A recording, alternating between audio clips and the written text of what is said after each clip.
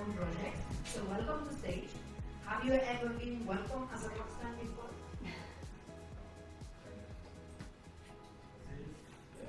Yeah, we are supposed to hear you. No, I don't think so. No, not like her. How does it feel? Does it It feel feels great. I highly recommend it.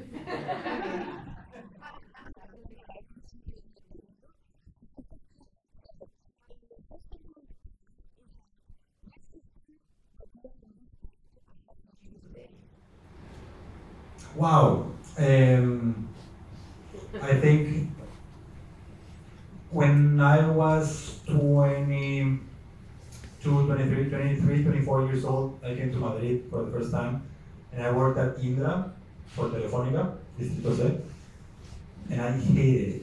Like I couldn't believe how awesome it was to have a full-time job in a great office.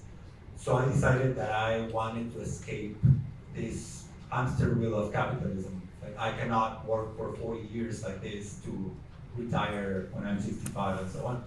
And I sort of achieved that. So that's something that is beautiful because it allows me to explore other aspects of life that I consider more important. Now we are going to talk about your story, but I was asking about today. But I achieved Right?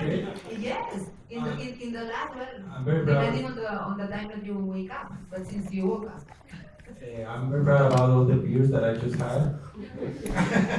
Okay, that's good. Being welcome as a rock star and having beers is the thing that you like. Exactly. Okay, can you explain a little bit the audience? Because when we were thinking about interviewing Pepe, I was researching a little bit on LinkedIn and it surprised me a lot, like all the things that he has done. Can you just try to summarize little bits of these most important, interesting, or things that you like about your professional career? Sure. In summary, I studied physics, but I've never done anything related to physics or science, except for one time when I used code to steal a database from a website, but don't tell anyone about that. But yeah, I became an entrepreneur when I finished college, university. And since then, I founded or co-founded 5 companies. Three, well, one success, the one about failure, and then 2 fuck-ups, 2 zombies, I could say, yeah. Let's call them zombies. And then I also think that when I say I consider something a failure, people imagine something, but then sometimes it's not like that, not that drastic or a huge amount of money or whatever, or even companies that are still going. We have talked about with some co-founders and partners, that's a fuck up because we didn't achieve what we wanted to achieve, and we fought with other partners and all the crap that happens sometimes when you start a company. And so no, it's a gray area. But mostly, yeah, companies that are running, but I'm not the proudest about what we have achieved with them, or happiest or whatever. And then I've also helped launch and lead WeWork in Latin America, and as well as Deel, which is an international payroll startup that has grown like nuts in Mexico, Central America, the Caribbean, Spain, Portugal, and Italy. And that's pretty much what I've done. We are going to talk a little bit in deep about these experiences, but I wanted to just ask for a little bit back. Just also, you work with entrepreneurs, helping them, consulting with them, no? So, and being an entrepreneur yourself. So I wanted to ask, what's this thing that entrepreneurs need at this moment, no? Or with your experience, or even the things that you recommend, no? So what do you think entrepreneurs need the most? Usually they think it's the money, but do you think it's the money that they need? Absolutely not. That's a very good question because when we talk about this humanity, we always say money, we say people, your business partners, and all of those things obviously are huge. But what is a business? In my opinion, business in general is just an asymmetry of information. I can do things that other people cannot. I can do them first and I can do them better because I know where, with whom, how, etc. So all of this to say that what we really need, or the thing that makes or breaks everything, is the business model and the market. I've seen companies become decacorns. I worked at them with management ideas that I think are not ideal. I've seen maybe more experienced people with better management, better practices, better data, better everything, in other companies that don't scale as much. Why is that? Because of the business model and the market. And sometimes I see people struggling, giving a great effort, being amazing about it, but with a company that you say, whoa, as we would say in Mexico, buen jinete mal caballo, like, good horseman, bad horse. And now, before I was very romantic as an entrepreneur. I want to change the world, I want to have an impact, because that's way more fun than just making money, and more important, more needed. But now as an investor, you start analyzing with a cold, very cold heart and head, or you try to, what really makes or breaks a company, and you realize that those forces are much bigger.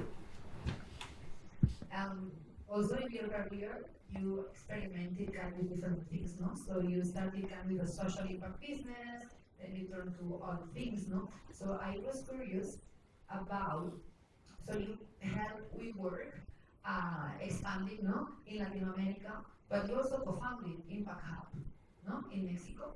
And I was wondering, so how can this happen? I mean, these are completely different businesses, or we totally opposite, no? So the question is like, why did you decide to try these projects, and what can Impact Hub learn from WeWork and WeWork from Impact Hub? That's very good. I love that. And I love that. I love the last part because of the obvious reason. You can skip the first one. So like, I'm only trying to, but if it doesn't help, you skip it. No, it's amazing. The first one, I want to speak about the trajectory, each person's trajectory. Sometimes, oftentimes, as entrepreneurs or as leaders, we say things in public, like they are recording this. So now I'm gonna say things that in 5 minutes, 30 days, 10 years from today, I'm gonna look back and I'm gonna say I was an idiot. And it's recorded and it's on the internet for everyone to see. So it's a big hurdle because you want to honor your word. I said that, so I should believe that still, right? I said it in public. What are people gonna think about if I change my ideas, who I am, what I project? And then you get stuck. You build a certain identity, you start building a fixed mindset, this is who I am, what I do, what I believe. You stop evolving, you stop growing as a person, as an entrepreneur. And that's what happened to me. When I helped launch Impact Hub in Mexico City, I was very idealistic. So Impact Hub, by the way, is a co-working, well, here in Madrid is huge. It's the best one in the world, hands down. But Come on, you're in Attico. no, sorry. No, the best Impact Hub in the world. Okay. I mean, because there are hundreds, more than 100 impact hubs all over the world, and I think the one from here is the best. But the Impact Hub is co-working for social enterprises.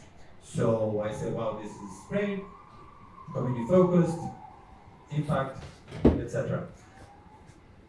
And we launched it, and we actually, that's a good fuck up. It's a company that is still running, but we became a case in the global network as to what not to do. Like these guys really did everything wrong. Mainly because we fought as co-founders. There were like 3 groups. We started fighting with each other, and at the end we launched it, but it didn't have a community-based ethos or DNA. How many co-founders were you? That counting all the groups, and we were like, I don't know, 10 people. At the end, we were 4. Yeah. It's like natural selection, a little bit also. Yeah. Mm-hmm. Yeah, well, so yeah, I was very idealistic, and looking back, I see that maybe the operational standards and some things that I truly believe in now, service, business model, etc., are not there. We weren't focused on that, but that's what the market needed. And we were pushing a solution or a service to the market that wasn't really needed. We just wanted to hang out with cool people, and we want to feel cool, right? And then years afterwards, you start realizing you get hit on the face by life, and I got approached by great people at WeWork. I was doing consulting work for big corporations in Mexico, in open innovation, fintech, and so on. So I said, oh, perfect, these guys are my clients because they want to expand into Latin America. And then I ended up joining them. And I ended up joining them because they were extremely superior to me. I had so much to learn from them in every sense. Everything was just a different level. Culture, negotiation, operations, standards, the way they push themselves to be better was a completely different level, which creates a different type of product and a different type of community. So yeah, different stages in life, and I think. I would say that WeWork was also idealistic as well. Absolutely. So you share that in common. Absolutely. Yeah, true.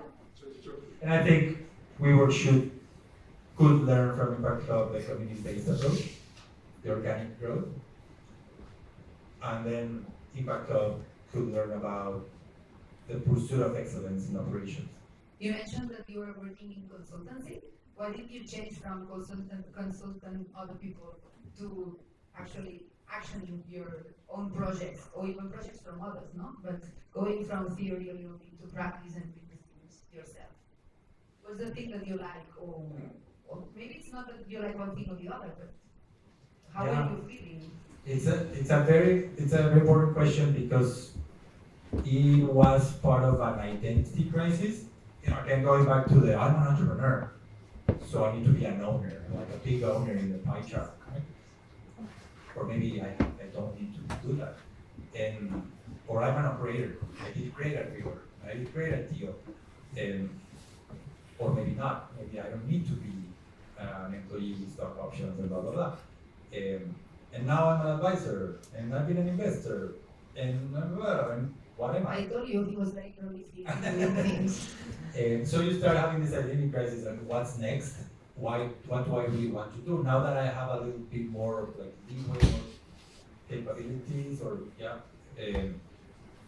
money to think about things? You start making these questions, or I started making these questions to myself, and now I realize that what I really like is to see things happen. I can be an advisor, I can be an investor, I can be an operator, I can be a CEO, I can be a founder, I can be whatever. And actually, first time that I say this in public, I partnered up with a climate tech startup, not as a co-founder.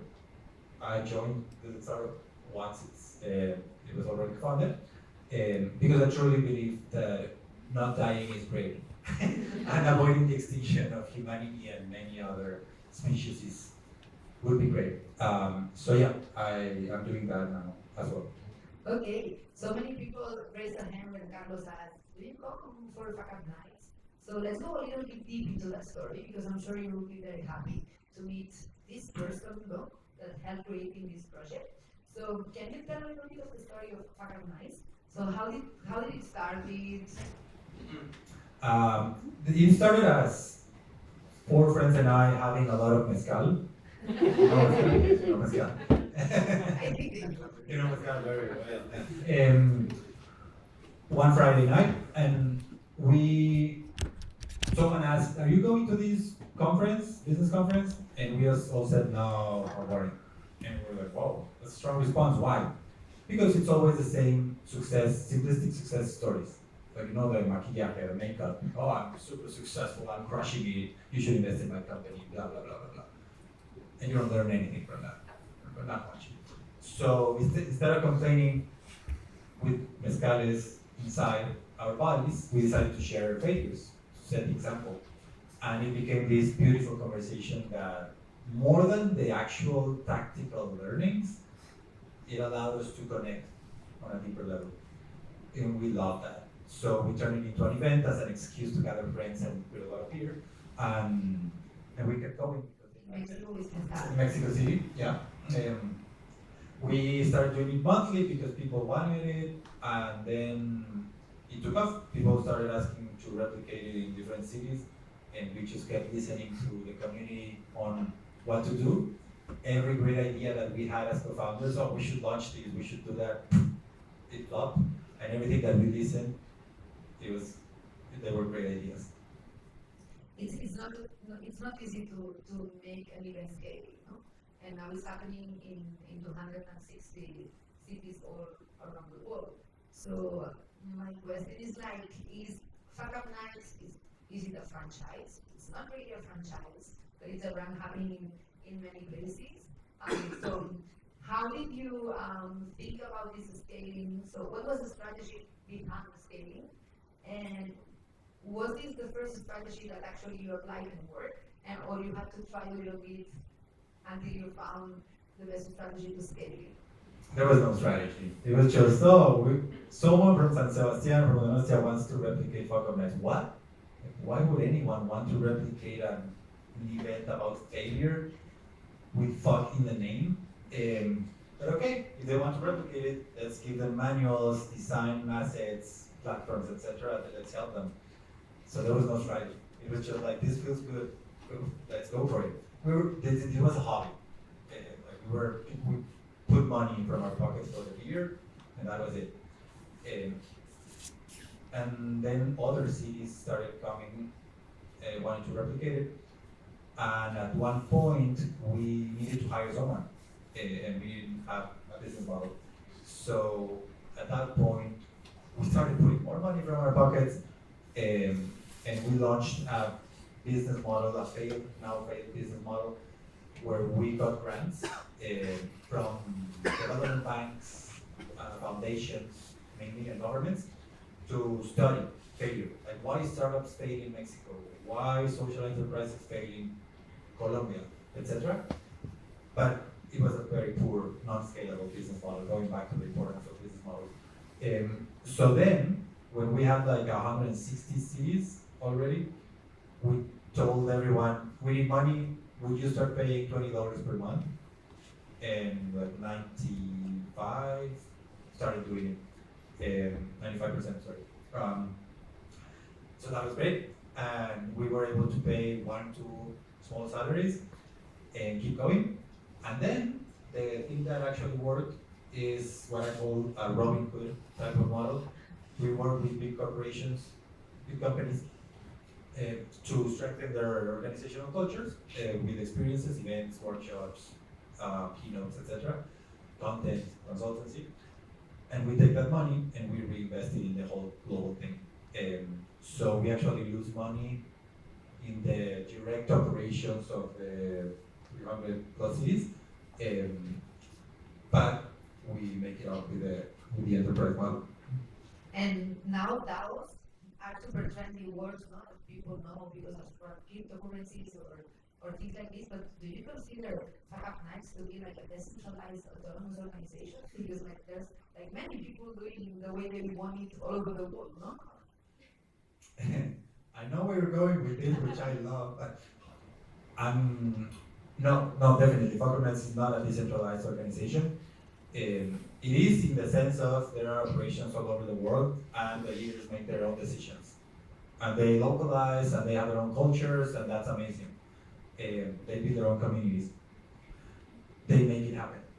In that sense, it is decentralized. In the sense that we, a group of people, mostly, well, not anymore, but in our headquarters, global office, decide about strategy, vision, brand, licensing, intellectual property, lawsuits, and everything that a company entails, payroll, blah, blah, blah, blah, blah. It is not, definitely not. Yeah. It's a decentralized community, but not organization. Very good. how do you feel the ownership of this project? No, because in a moment, I mean, it's very difficult to have like to know what's happening in every different place, no? And all these leaders doing it in different parts of the world. So is it like, do you feel the ownership is only yours, or from many people all over the world? One thing that was very obvious since many years ago, Fuckup Nights is 11 years old, um, is that it was way bigger than us as co-founders or as global team, full-time people, etc. It's because it's like a monopoly of human behavior. That's very weird. So you cannot own a behavior. You cannot own an idea. There's this great phrase quote by Victor Hugo, who said, "There's nothing more powerful than an idea whose time has come." And the idea of I'm sick of neoliberalism, extreme consumerist capitalism, and the idea of simplistic success stories and the Mark Zuckerbergs of the world, it's just obvious, right? We all feel it. So we always say it was going to happen. We just were very lucky and honored to be there in the right moment, in the right time, and act on it. Otherwise, other people would have done it. Okay, and what does it mean failure for you? For my very personal definition of failure is to be okay with losing everything. Alright? I stole it from a tweet.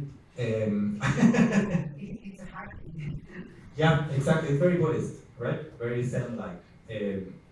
And the more I analyze the economy, capitalism, business, sociology, and shit, the more I realize that we just came up with fictions, ideas, as humans, control systems, blah blah blah, however you want to see it, but they are not needed, right? We're just animalitos living life, and I would truly believe in the Buddhist way of thinking, in the sense of not suffering, and we create a lot of suffering on ourselves with all these structures and thinking and expectations. So I think I don't think that's my definition of success. To be okay with losing everything, even living in capitalism, I think it's very powerful, because if I lose my money, my company, my everything, and I'm okay with that, that means that I was already doing something that I love, that I want to keep doing, and that means that I have the skills to do it. So it's I think, beautiful idea for me. It helped me a lot. It's beautiful, but at the same time, it is hard when it's a business, no? Because it's like when you lose like something which is very rational, it's very hard. So you have to do like this internal process. But It sucks.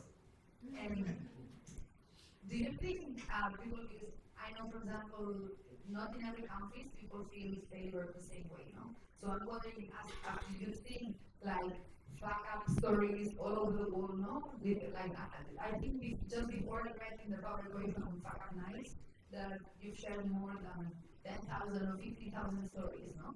So do you think in every country people feel failure the same way, or do you think you are helping them Yeah, to try to heal? yeah, as well.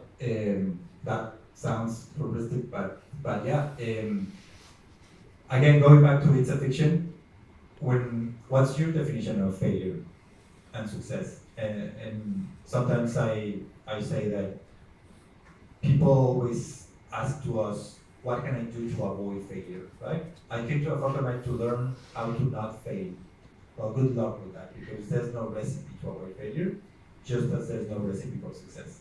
Why is that? Because the definition of both success and failure are personal. For some people, the definition of failure can be bankruptcy, for others can be divorce, for others can be death, or an illness, or whatever, a broken relationship, etc. So it depends on each one of us.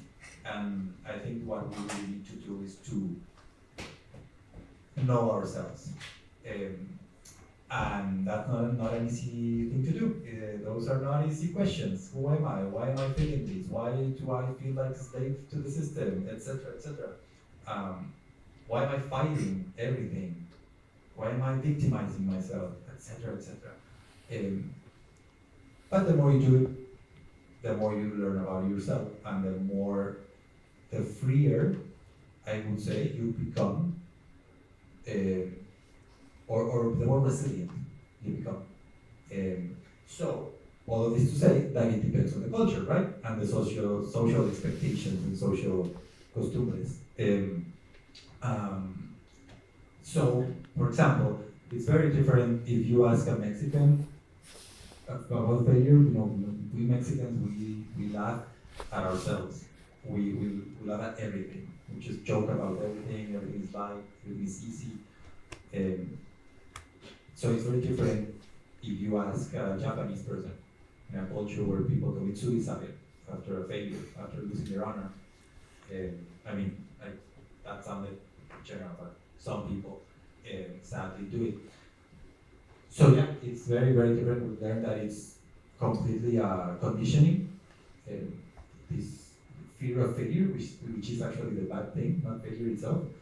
Um, and then we have heard a lot of people say that they felt better after going to a Fuckup Night or speaking at a Fuckup Night. I've read a few times that some people have the feeling that they hear when they speak about the failure in public, no?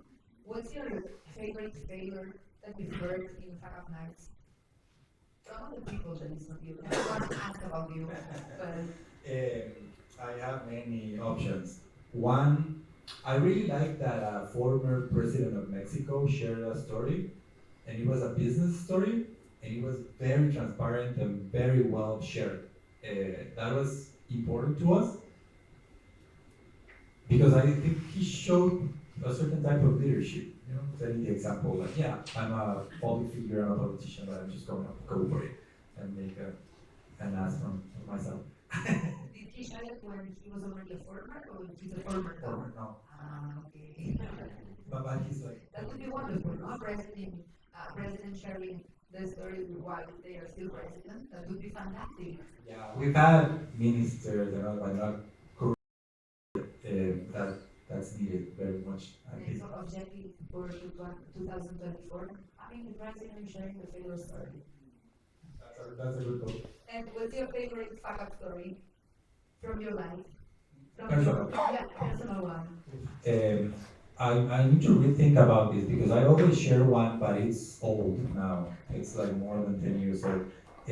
So I'm gonna share another one. I put $250,000 into a company that failed. The weird thing from my personal money, the weird thing is that was everything that I had, and it was my dad's company. You know, I was doing things, I was doing well, I was saving money, making good money, and at one point, just as context, my dad comes from a very small town, multi-indigenous town in southern Mexico. He only studied until what here in Spain would be colegio. He didn't finish it, so maybe he wasn't the most apt business person.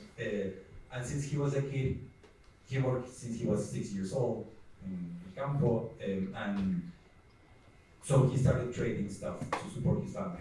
I sell you a glass of water, I sell you whatever, tomatoes, milk, motorcycles, machinery, everything. He sold everything that you can think of.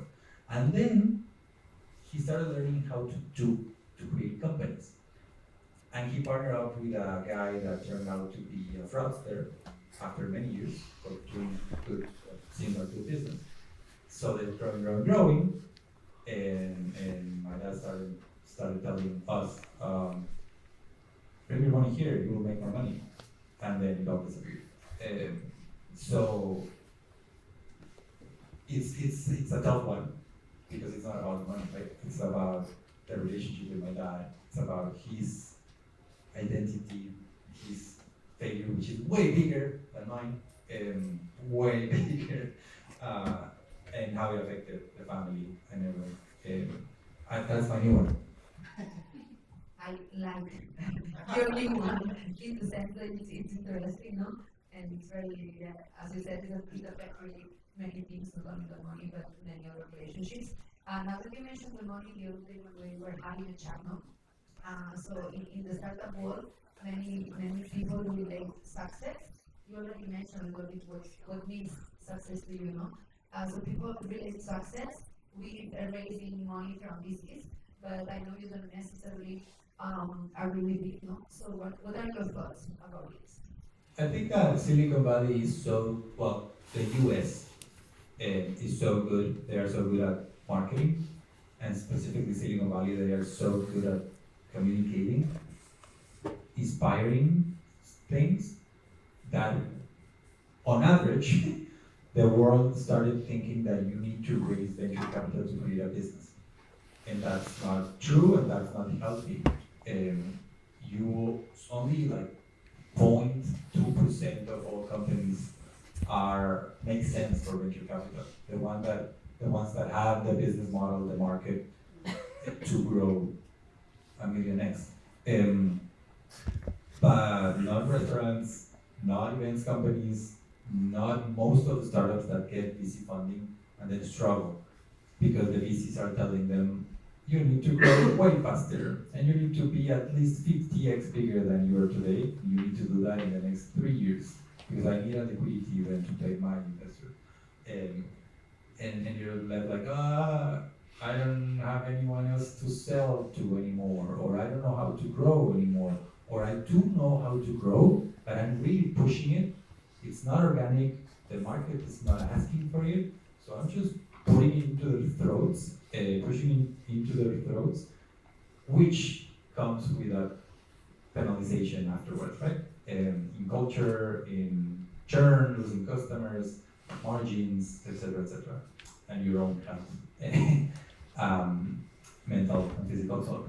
So that's why. Well, and there are many other reasons why I think venture capital should be rethought.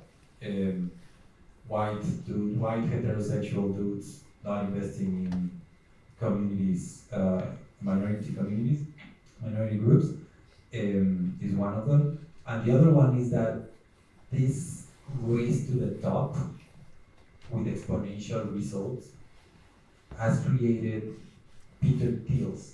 People who, I don't know if you know Peter Thiel, but people who think about creating monopolies, people who are like, they don't care, there's no like, the end is everything, right? Fin justifica los medios. And that, in my opinion, turns those VCs, those specific VCs, not VC in general, but those VCs that think that way, into facilitators for more inequality in the world. Because they are creating or funding, better said, the platforms that elect dictators in countries, or they are funding, whatever, companies that crush competition, that silence the media, journalists, etc., etc. So somehow this is a kind of dehumanizing organizations. Yes, Looking absolutely. right to the conversation of humanizing organizations. Because he was also telling me, no, that he mentioned the concept of humanizing organizations. How do you describe this concept? What does it mean for you? I think that I'm gonna answer your question like a politician. I'm not gonna answer the question. Let's see if I don't make another question after. No, what I mean is that companies are not human or not humane because of the system. The system is the one that is fucked up, not companies. Companies, in my opinion, are just a reflection of the boundaries that we have, the playground that we have. And the playground is, we only value GDP growth, we only value money, assets, taxes, and so on. We don't value health, Well, here in Spain, yes, but not in the US and other countries where it's just part of the GDP. The more expensive it is, the bigger the GDP, and so on. We don't value mental health, we don't value relationships, we don't value community. It's not baked into the system, right? Um, so that means that the privileged people who have more information, you remember the asymmetry of information, are better positioned to take advantage of the system. And that creates this wheel of inequality. And the weird thing is that, okay, you have the latest empire, which is the US, and now China, and so on. But then you always have the French. And the French are always the political thinkers, like the political innovators of the world, of the Western world, sorry. And they push back. And then social democracies and so on. And you say, okay, we can redistribute, we can stop this systemic inequality, so companies don't need to be as brutal to survive, let alone make money. Just to survive, you need to be sometimes brutal as a company and make horrible decisions towards people. Otherwise, you go bankrupt and more people suffer. It's fucked up. So, what I'm trying to say here is that, okay, but there are other models. And when then you start seeing those models, you see Spain and you see, okay, one of the best healthcare models in the world, like cheaper, like best investment, fantastic, another way of thinking, especially for someone who is so influenced by the US, like me. But then, what are the problems here in Spain? Spain is getting poorer. We in Spain, everyone living here, we are getting poorer against the world because salaries are shit, because the economy is not growing. So you need to grow the economy. Oh, shit. And then you start doing things like the other countries that are growing their economies and are super successful, and you end up, we are all victims of the system. Sorry, I got very philosophical, but yeah, I mean. This was the point of the conversation when we got philosophical. Yeah, sort of right. No, because there's also like this, it's been, so there's like a buzzword about conscious capitalism, no? Which is like a little bit of, okay, let's try to kind of revert the system that we created, we have this conscious thing, no? But it's important, I mean, capitalism is here, but we can also like some other ingredients to the recipe, just to try to make it, no, as you said, like more human, fair, equal. How optimistic are you about it? Just before us answering that question, there are all types of great ideas and movements. The House of Beautiful Business, Fuckup Nights and all our ideas, consciousness, blah blah blah, teal organizations, etc., etc. Nothing will work until we change the beliefs of the system, and the beliefs of the system are individuality and comparison. I have a better car than my neighbor. That type of comparison. I can do better if I work harder. Until we don't change that, which is what designs all of the free market, which is a design, but white dudes, nothing will work. Why? Because, okay, sure, I can go and live in a farm and have a better life, better health, live with the animals, connect with nature, blah, blah, blah. You're gonna get poorer more and more and more. Maybe for the first years you can get along. Do it for 30 years. And you won't be able to afford your iPhone and your Netflix subscription and your nothing. The things from 30 years from now. Which is the reality of our campesinos, right? The people, the not privileged people and marginalized communities. So I don't think it's sustainable. All the right thinking is there, but if the rest, everything surrounding you is going at an extreme and exponential pace, which is the definition of GDP growth, then you end up being poorer. So we are the slaves. I need to work more. I need more money. I need a higher salary. And for those of you that are interested in this kind of philosophical and business conversations. Just before we were talking about a book that I really love, and it happens that he loves it as well. It's Reinventing Organizations from Frederick Laloux. I don't know if you know it. Okay, one person there in the front. But Pepe told me that it's like really a reference for him. So what is the reference for you? Um, because it shows a certain, like 6 companies that were able to create decentralized governance models and ownership models, slash, that work and grow and have an impact. It's not easy. We've tried it at Fuckup Nights, but it can be done. So that's why I love it, because of giving ownership to the people who's actually doing the work.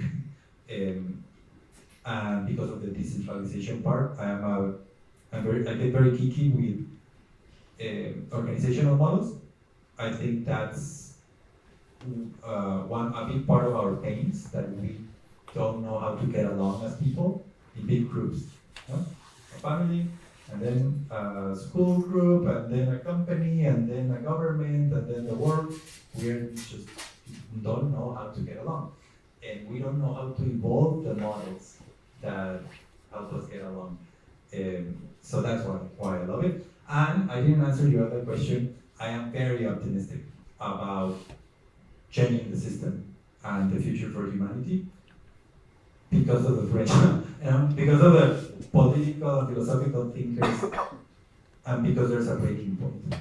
You know, everything is cyclical, and it's very clear to many people that we are coming to the end of an empire, the rise of another one.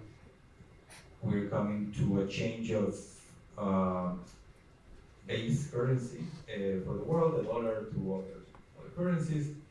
And we, more important than that, we are fed up. Like, it's not easy to see people migrating from Africa and dying in the Mediterranean Ocean. And I can imagine that it's not easy being them or their parents. So, and that's going to happen more and more, way more with climate change. We are at climate and geopolitical breaking point. So things will change. It will be painful, maybe, or not, hopefully not, but either way it will change. And I'm very optimistic because it's just an iteration of humanity. When we see it like this, like I just explained it, it's like, we're fucked. But when you see it as a species, like hundreds, thousands of years, we're in a great trajectory. And that's why I'm very optimistic. It's good that we ended up the conversation with some optimism, because it's been hard at some point, right? So now we're going to jump to the Q&A. But first, we're going to read some of the anonymous questions in the box. Carlos, go ahead. Yeah, I just grabbed it, it's random, eh? So, it's in Spanish, but ¿cómo sabes si te vas a complementar con tus socios? ¿Existe alguna estrategia definida para saber si puedes confiar en ellos? So you can also ask questions, raising your hand. That's a great one. Going back to the startup world, sorry. I'm just very passionate about all these things. There's no recipe, there's no formula, there's no strategy. My recommendation is to know yourself. Write down who you are, what you value, what are your principles, how you like to work. Write it down. Not just think about it, because you forget about it. You forget about it. And for example, I know that I cannot work with people who are slow. I cannot work with people who don't have enough brain power and processing power. Sorry, but it's true. So why would I subject them to suffering being my partners? I don't like people who are just doing it for the money. Or I cannot be, it's not about liking them or not, it's just being a good partner. I like people who can be coachable, humble. They want to be part of something bigger than themselves. I like it, etc., right? And then when you, my examples were about other people, but say those things about you. Am I a hard worker? I'm not a hard worker. I'm only a hard worker when I truly believe in something, I'm super motivated towards the purpose, and we're in a changing environment. When I'm building things, I'm super motivated towards a purpose. When it's already built and you need to manage it, I'm not a very hard worker. Um, I'm an architect, I'm a designer, I'm a creator. So say these things about you, have them clear, and then you will be able to find someone or some people that are a good fit as partners. It's like relationships. If you are not happy yourself, if you don't know yourself, you will end up with any romantic relationships. I mean, it's exactly the same. Okay, we have more here. What strategy do you recommend to validate an idea, a business idea before spending financial resources and time? There are many models like lean startup and all that. Too complicated, too long. And then, it's business. By definition, it's not one size fits all. If it's one size fits all, then everyone has done it before you, and it doesn't work as a business anymore. So, sell. That's the only thing. All these ideas of doing, what's the name? What marketing people do, serving people in a room. Focus group. Focus groups, surveys, blah blah blah, product research. I don't believe in that because people won't tell you the truth, or people don't know what they don't know. So what I truly believe in is pushing a solution on someone's face and analyzing the behavior. Did they pay? Great. Did they use it? Did they break it? Did they understand it? Etc. Etc. And then do it with 100 people, and you will learn a lot from the data, from statistics. That's the only way. And then people say, okay, but I'm trying to build a company here. I'm trying to build a restaurant. If I don't have a restaurant, how can I show them the restaurant? Do a Sunday dinner at home and invite people and charge them 20 euros. And you start learning from that. Get them the feedback. Did they eat the dessert? They like it? Etc. So there are always ways. There are always ways to validate something, try to sell. Pretty much with any business model. Yeah. Well, but following up on that, but that's sometimes what happens, no? And I'm talking of based on personal experience, that is that you really love what with your idea, no? And like you're doing that still like it gets you going. And for example, like what I talked at the beginning, the morning party that I started, and I still love it. I have it in my heart, like that's something I would like to do. I would like to get back. So how do you differentiate like that love from like with the lack of energy? I don't know, because it sounds like really hard. Right, and then there's the other huge part of it, which is capitalism. My favorite topic, no, which is business, right? I need to eat. I need to pay my rent. How do I do that? And we come back to business model. What I tell entrepreneurs is that if you're trying to create another ticket selling software where you need 1 million tickets sold to pay 10 salaries for 1 year, are you really gonna pull that off? You need venture capital, you need massive scale, you need to get lucky in 1 million ways, and then have perfect execution and compete with juggernauts, etc., etc. Compare that to selling a workshop. I sold one workshop for 5,000 euros. I can eat for 3 months, right? It's very different. And I can do it myself. I can deliver the workshop myself. So it's not as scalable, it's not as sexy, whatever. But that's what I mean by business model. So I think the other part of it is how much does it flow in the market, the signals that you are getting from the market, from the clients. I have another question, like following up from what you mentioned before, like as a founder or as a manager, what's one of the toughest decisions you have had to make? One that I'm still healing from physically is during the pandemic, we had to let people go from the Fuckup Nights global team, and we had to let vendors go. We had to renegotiate a bunch of shit, and we had very tough conversations on a personal level because we were all feeling like shit. So as a leader of a company and a team, everyone looks up to you and say, or looks to you, towards you and say, what's next? What are we doing? And during the pandemic, with an events company, the only right answer is, I don't know. And it's very hard as a leader to tell people, I don't know, because you're there to give them certainty and purpose of the company, not of themselves, but still. And that leads to, yeah, right, so we have 3 months of runway, but I pay for my mom's cancer treatment, or what about my kid's school, etc., etc. And those are very tough conversations. Yeah. Yeah, okay, so if there's no more questions, I would like to ask you to say bye-bye to Pepe in the same way as a rockstar, like we did before. So thank you very much.